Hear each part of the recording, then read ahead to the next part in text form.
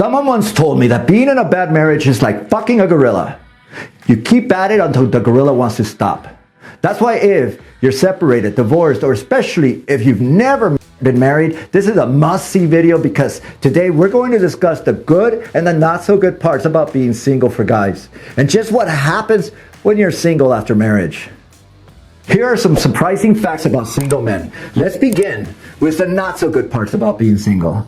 And spoiler alert, they suck.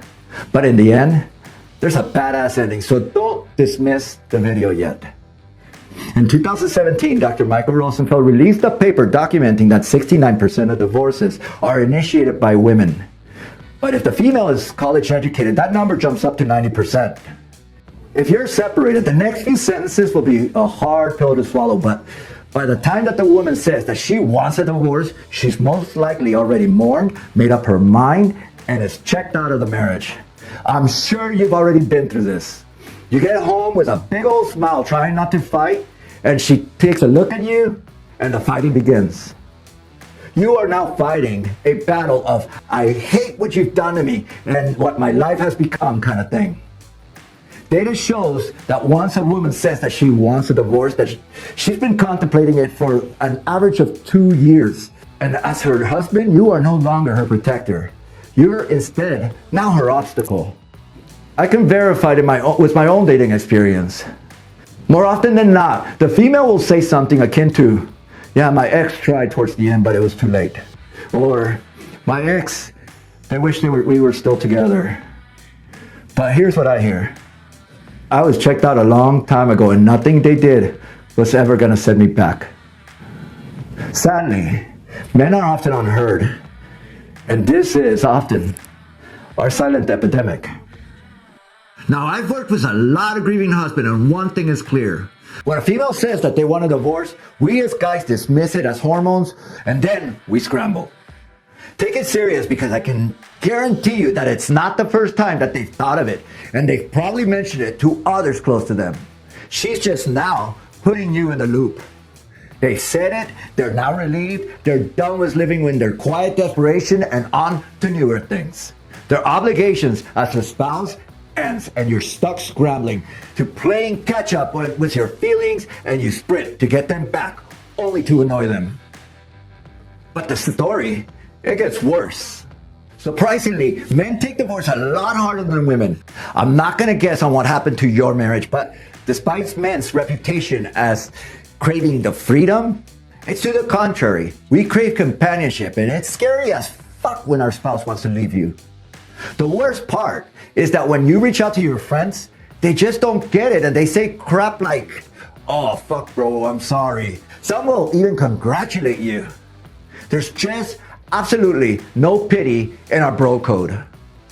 Despite closing the gender gap, Gallup released a 2019 poll saying that while men are usually the majority of the income, even in dual income homes, they're still dependent on the daily household chores like buying furniture, laundry, cleaning, preparing meals, grocery shopping, paying bills, going on vacation.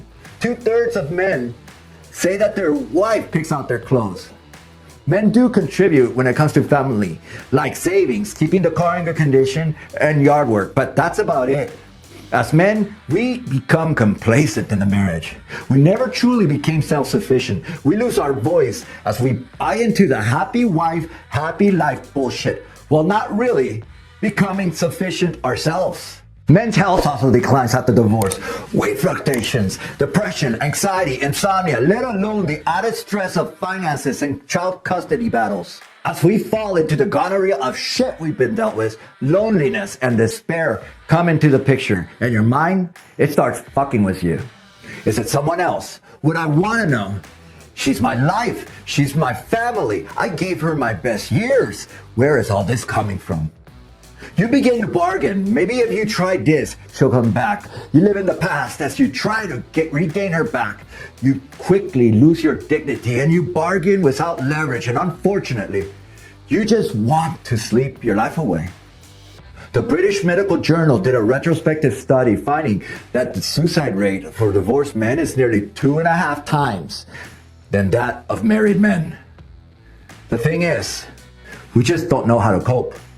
Data has shown that usually the women pick up new activities, meet new people, join groups, and are more likely to take time into getting into a new relationship.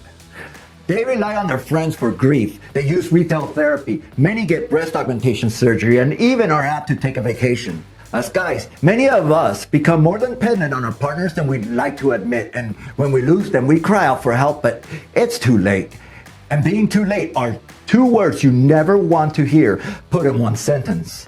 Usually the guy will move out, waits for the divorce papers. If there are children involved, there's custody questions, and often they take a passive role during the divorce. They look for relationship coaches to help them fix the marriage rather than truly work on themselves, and they're hesitant to start dating because just what if their wife will take them back? The housework becomes overwhelming as they realize that they now have to be self-sufficient. Hence, men, we tend to jump into a new relationship earlier than women, and often we fall into the same trap without truly healing from our first wound. According to Pew Research, 65% of divorced men say that they want to remarry, with only 30% saying that they won't. For women, it's the opposite. 43% say that they want to remarry, with 54% saying that they're no longer interested. But be suspicious of what you really want, because there's an old adage that says that if the first marriage is triumph of imagination over intelligence, marriage for the second time is triumph of hope over experience. Okay, enough of that. If you've never been married and you're still watching, I applaud you, because I hate it. I truly hated that last segment, but it had to be said. And if you haven't seen why this video is important, I hope you will at the end. This is usually the part where I say that if you like what you hear, to press like, but not today. Not because no one really likes what I have to say, but if you do feel that this video is important, I ask you to like. It's anonymous anyways, but that way YouTube knows to add it to their algorithm and suggest it to other men such as yourself. And while not everything I say is applicable to you, please comment where you felt I was on or off in the video. And of course, subscribe. That way my content gets to you when I upload a new video. And I can't stress this enough. If you need help, reach out to me on Facebook and DM me, because no one should do this alone. I've worked with many men and it's confidential. So to understand where I'm going with this, I have to give you some of my background. I'll make it brief, and if you don't want to hear it, just fast forward to the next chapter, but it's crazy and it's unbelievable. You can see its crazy ass ending in my stoicism video. The ending is almost proof that karma exists, and it's a bitch. So I did what most guys do and met my second wife almost immediately after my first breakup. After 5 years of being remarried, she became abusive and said that she wanted a divorce. A week after her moving out, someone sent me some graphic videos and pictures of her and someone else. I was unaware and let her take advantage of me. And if you've ever seen the movie The Sixth Sense, where in the ending everything comes together, that's how I felt. But just watch the video. I don't want to spoil the ending, and that's not the ending, not by any means. So now let's get to the good parts about being single once you embrace it. I've made many videos on self-improvement and getting over a broken heart. So this is gonna be more of like the good consequences that I found throughout this research. Not everyone responds the same here, but here are some certain commonalities. Single guys typically begin their journey with search for inner growth and pick up books along with listening to podcasts. Often they stay with acceptance, but a few move on towards embracing the single lifestyle. What I life's paradox is that sometimes in your search for inner growth, you find solace in the most superficial and ridiculous of places. Because it was during my I wanna die phase of the grieving process where my brother recommended the romantic comedy Crazy Stupid Love with Steve Carell and Ryan Gosling. He said, "Bro, you've gone from one relationship to another. Maybe you should just try living the bachelor life. Right now, you're Steve Carell. You gotta be Ryan Gosling, man." So here I was, heartbroken, demasculated, and scared shitless, and he recommends a romantic comedy. I saw the movie, and that's when I had to shift in paradigm. I couldn't be the same guy I was. It was time for reinvention. For years, I had been deep into inner growth with meditating and development books, but this simple movie showed me how to do it, and I embrace the lifestyle. This is not what happens. After the smoke clears, the tears are gone, and you're beginning your healing process. The following examples are only a few of what I found, and I'm not saying that if you're married, you don't do this, but it's done way more consistently with post-divorce men because when we have no choice, we're accountable to ourselves much more than ever, and in many ways, we have more time until we don't. I'm well aware that not everyone experiences the same patterns. This is just what the research has shown. A study published in 2017 by Dr. Jenkins found that men have 30% more income after a divorce. If you're newly single, it may not feel like it, and it for sure didn't feel like it to me because it's usually the guy who leaves the house, has alimony along with child support, and starting over is expensive. But know that you're going to be okay. As we find ourselves with more time on our hands, our time quickly fills as we begin learning new tasks, make new friends, and start dating again. Guys typically will have sex within 6 months of their breakup, and all of the respondents stated that it helped. Many wonder why the hell they waited so long. Sex now becomes a thing to them, and they're more apt to have casual sex. A commonality seen is their surprise as to how much easier it is to sleep with someone than they remembered. So yeah, put on that, Jimmy. There's no shame in it. It'll be different. Very different. But in a good way. If self-development came first, the second most common change is their increase in physical activity. The majority of guys are more active and apt to start working out. Their go-to is usually weightlifting. They do it for the same reasons why anyone else would do it.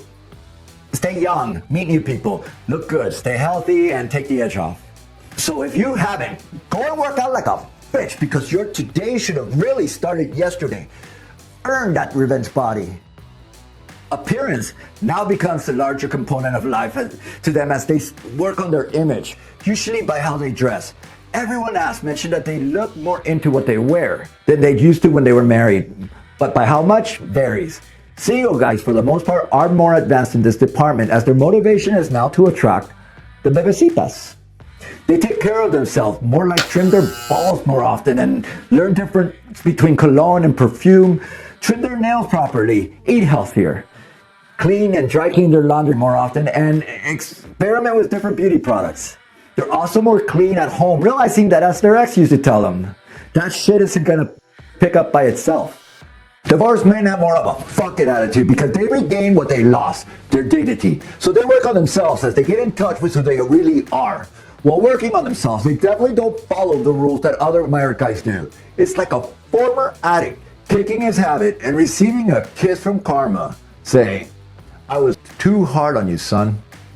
If done correctly, we get younger, we learn new things, and become more tech savvy. During the research, I found that 90% of guys either buy a camera, upgrade their phone, or buy a computer within 6 months of their separation. After doing the poll, it hit me that I did all three. Their values stay the same or sharpen as the relationship with their children is also strengthened. They parent their way and not the way that they've been told by their former spouse. Many recognize that their children is now their true family. Sadly, to many, they realize that they're the only family that they have left. Many, like me, are more direct with their kids. Once, my son found some condoms in my drawer, and after saying, "Ew, gross," I just said, "Yeah, son, let's talk about condoms. And speaking of which, how do you think I was my first time? Let's have a guy talk." The way I see it, they saw the quality of husband I was, and they remember it. Now, I want them to learn to be self-sufficient. But we also depend on our children more. We depend on them to clean around the house, to help with the chores. Many cook together. I go as far as to show them that it's okay to talk to a lady and have her say, "I got a man." And yes, I got to do my #1 bucket list item with them last year. The number of hours I've worked with divorce guy is now in the thousands. If you get anything from this, it's the next statement. The one commonality found in how men respond to their divorce is by how they respond to being single. The better outcome is on men who are willing to put in the work, become truly self-sufficient, and embrace being single. It does not mean that they're over their ex. I found that the majority of men are still angry, and despite being at years after the divorce, they still hold on to that. But regardless of their anger, it's how they embrace being single that ultimately determines their overall success in the process. You're probably not going to be single for long, so enjoy it. I know you don't want it, but it will be your last hurrah, and the longer you take to grow, the more invincible you're going to be, because the lesson you learn by being single is to become truly independent and regaining your voice. As time goes and men do remarry, Pew Research found that the demographics change. 14% of first-time marriages involve a husband who's at least 6 years older than his wife, and just 4% involve cases where the husband is 10 or more years older. Maybe it's the independence in men, but the gap widens with the second marriage. About 1/3 of remarriages having a husband it's at least 6 years older than his wife, and 16% of remarriages, the husband is at least 10 years or older. Know that if you're hurting, you can always reach out if need be and send me a message. I'm very easy to find and I'll lend you my ear. With that said, there's dozens of programs out there for guys to help them save their marriage. While I believe that their heart is in good faith, I'm curious as to the success rate and skeptical as to their price. Not just fiscally, but the price of the integrity that they pay. If you do join those programs, ask questions, ask their success rates, because I'll tell you this. When she told me that she wanted a divorce, I did look into a few of them. I was still clueless as to her extracurricular activities. It was not until she left that I found out.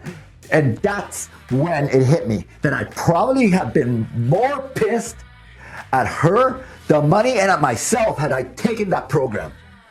Thank you very much. I'ma wake up, do damage. Drawing number 7 Z's boredom. Working on 90.